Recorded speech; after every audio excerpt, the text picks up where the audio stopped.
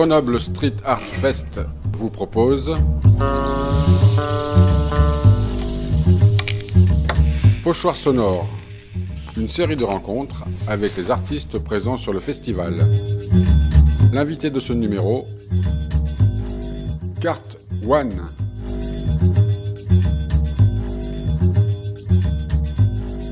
Eh bien c'est parti, bonjour, nouveau numéro de ce Street Art Festival de Grenoble 2017. Nous sommes en compagnie de Carte One qui se retrouve à la Villeneuve sur l'un des murs du gymnase.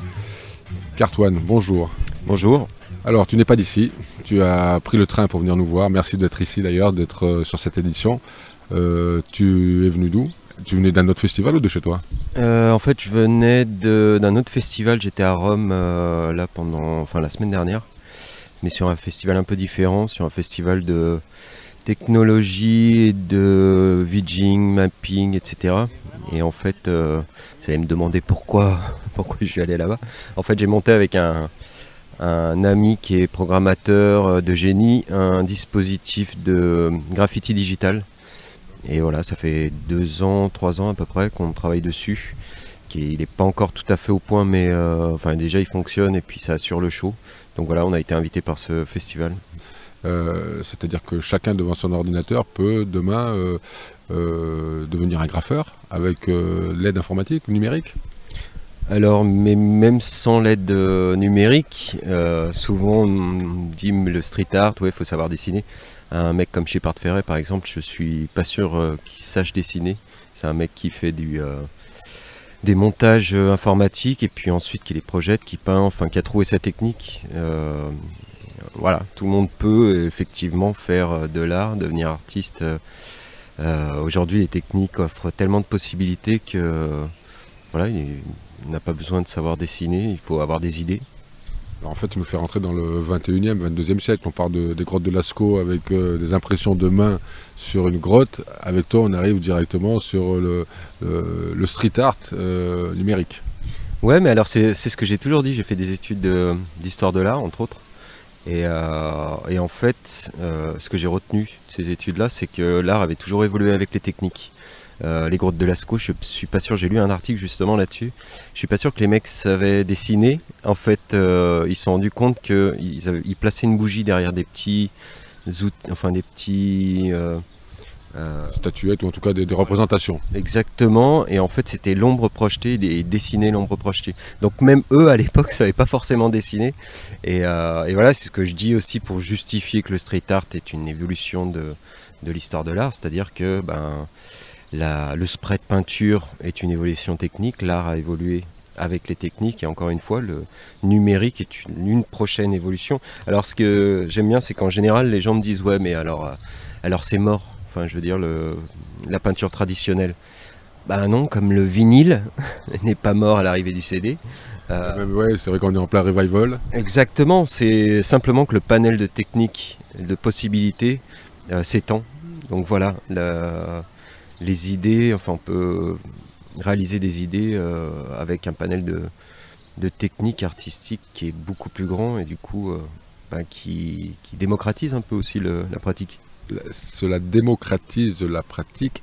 Alors est-ce que ça veut dire que toi tu t'orienteras par rapport à tes objectifs futurs ou même à tes inventions, tu te destines plus à être dans le virtuel ou tu vas quand même continuer à peindre du vrai mur ? Moi j'ai jamais aimé les portes de prison, donc je me destine pas forcément à quelque chose, Je navigue entre. Je me laisse, j'aime bien les portes ouvertes, c'est un peu à la gitane, j'aime pas les portes fermées. Donc voilà, je passe beaucoup de temps à regarder ce qui se fait dans la création en général et pas simplement au niveau du street art. Et du coup, j'ai fait des ateliers avec des gamins où je disais mais faites-vous une bibliothèque visuelle, allez voir ce qui se fait, allez voir chez le voisin, regardez. Soyez curieux. Exactement. C'est hyper riche, même personnellement, pas simplement au niveau artistique. Et c'est ce dont j'ai pu m'apercevoir, c'était que une grosse partie des créateurs de street art avaient quand même une grosse culture sur l'art en général, l'art à travers les siècles, à travers les époques, presque même à travers les pays. Hein. Ouais, carrément. Je pense que c'est Déjà une curiosité, je pense que quand tu te prétends entre guillemets artiste, bah faut faire de la veille, faut regarder, faut être curieux, et encore une fois pas simplement au niveau artistique, mais voir ce qui nous entoure, et puis c'est de la matière première, il faut pour pouvoir le recracher éventuellement sur des murs ou autre.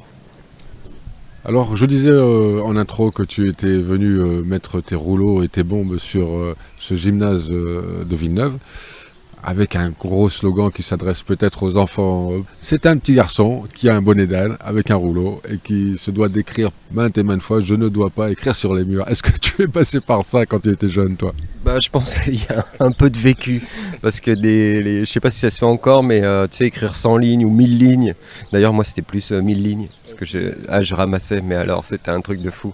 Et puis c'est un petit clin d'œil, il y a un gamin qui est venu me demander ce que c'était, je lui ai dit que c'était ironique. Il m'a demandé du coup d'expliquer ironique, je me suis trouvé un peu emmerdé d'ailleurs. C'est bien d'ouvrir l'esprit des enfants. Ouais, non mais carrément, sur de l'ironie. Non mais voilà, ouais, c'est une représentation de peut-être ce que j'ai vécu, puis du street art. J'aime bien mettre des petites choses qui critiquent aussi ce mouvement-là.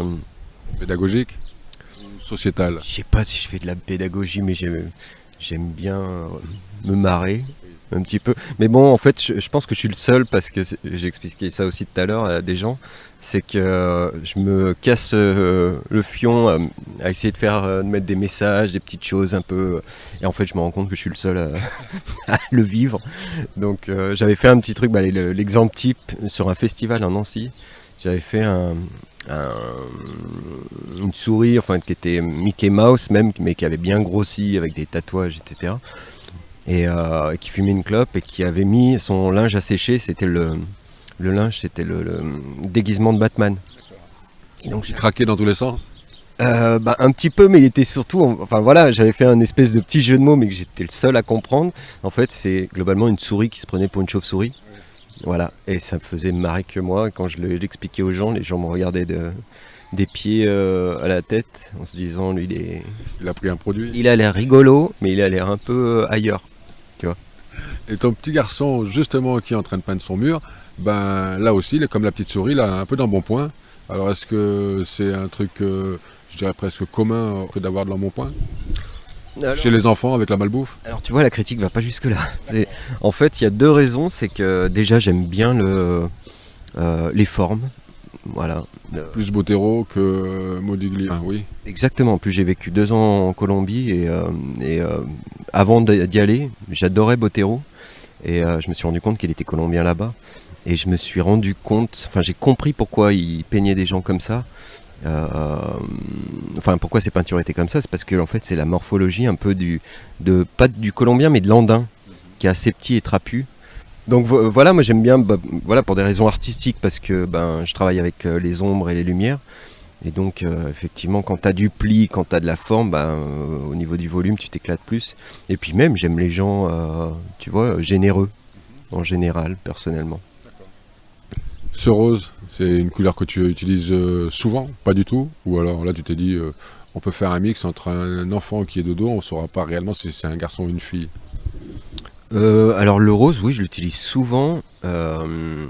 Parce que c'est marrant parce qu'il n'y a pas de message, c'est juste que j'aime bien la couleur et je trouve qu'elle claque en fait. C'est pour des questions de contraste, tu vois, je travaille mes persos en noir et blanc en général. Et puis une couleur qui claque comme ça rehausse un peu le personnage, c'est une question de composition. Donc pour en venir à ce petit personnage, garçon, fille, on ne sait pas, hein, quand on le voit faire, ça peut être l'un ou l'autre. Exactement. Moi je suis assez asexué, je fais pas que des trucs de bonhomme ou des trucs de fifi. Voilà, je peins des petits personnages. D'ailleurs, je pense qu'ils sont assez asexués parce que je travaille plutôt sur des petits démons. Tu vois, encore une fois, c'est peut-être une projection de ce que j'étais quand j'étais gamin, un petit démon avec son bonnet d'âne, voilà, qui s'éclate à faire des conneries ou voilà, qui s'amusent, qui sont ironiques, qui sont... Malgré tout, ce sont deux façons de peindre totalement différentes. Tu dois jouer d'un côté sur les ombres et les lumières et de l'autre côté sur l'entité réellement du support. Tu vois, là, tu fais une phrase qui est démultipliée. C'est deux façons de travailler complètement différentes, là, non? Exactement, parce que tout ce qui est fond et les lettrages, je les ai fait au rouleau. Et justement, au départ, je voulais pas que ce soit vraiment forcément lisible. Je voulais que c'est un des messages que personne n'a compris, je suis le seul à comprendre. Faut prendre quand même un peu de recul. Hein. Ouais, non mais exactement. Ah, non mais c'est pas une critique vis-à-vis des gens, c'est que juste peut-être que je suis trop dans mon monde et que je m'amuse trop, un peu trop tout seul. Mais en fait, justement, que cette écriture, que cette punition devienne, il en fait quelque chose qui soit assez décoratif, qui devienne une frise plus que des phrases. Effectivement, c'est deux techniques différentes. Il y en a une où je m'éclate au niveau volume, et de l'autre où c'est uniquement graphique. Et c'est un peu difficulté. Le problème, non, dans mes choix, c'est-à-dire que j'aimerais bien bosser des deux manières, parce que j'aime bien, autant j'apprécie des gens comme Shepard Fairey, qui travaillent vraiment du pur graphique, c'est super ce qu'il fait, enfin il arrive à faire même des modelés graphiquement. Et puis de l'autre côté, j'aime bien des volumes un peu plus classiques, enfin tu vois, il y a des peintres de la Renaissance que j'adore, qui travaillent le clair-obscur, qui sont... Donc voilà, c'est un non-choix, le fait de travailler les deux, tu vois. Presque, tu vas devenir schizophrène avec ton travail, quoi. Mais je suis schizophrène. Je n'étais pas allé jusqu'à là. Non, mais on l'est tous, il n'y a pas de problème. J'ai plusieurs dans notre tête, c'est vrai. Voilà, je la cultive tranquillement, dans mon coin, tu vois, je joue tout seul, personne ne comprend. Bon. Alors justement, Cart1, si l'on voulait voir le travail que tu exécutes, toi et tes autres toi dans ta tête, on peut aller sur un site en particulier, sur une page Facebook? Ouais, j'ai une page publique Facebook. En fait, c'est facebook.com/cart1, CART1, en chiffre.france. Et là, je mets tous mes boulots, que ce soit mes délires dans les rues, que des décos que j'ai faites. Voilà. Si tu avais à retenir un de tes travaux qui t'a vraiment marqué et qui aujourd'hui, là que tu le prends en exemple, tu peux presque 9 fois sur 10 nous le ressortir, ce serait lequel?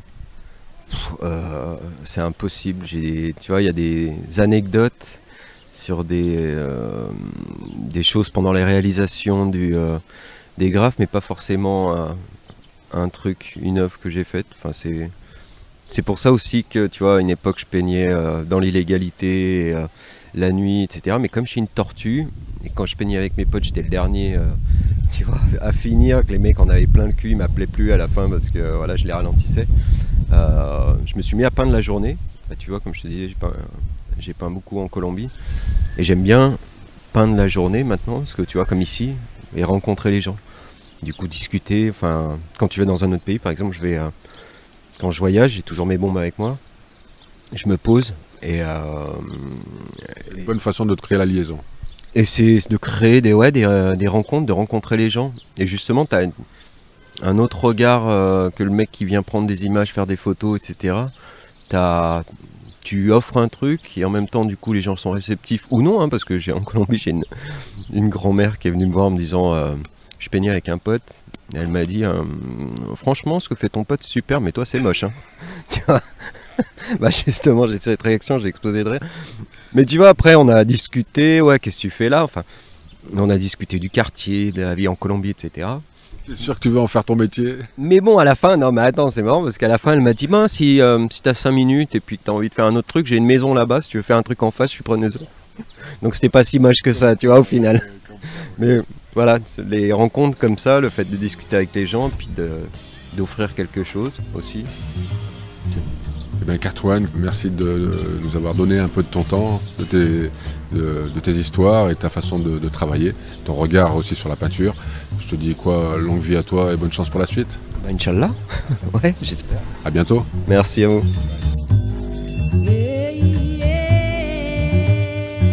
Ce numéro de Pochoir sonore est terminé.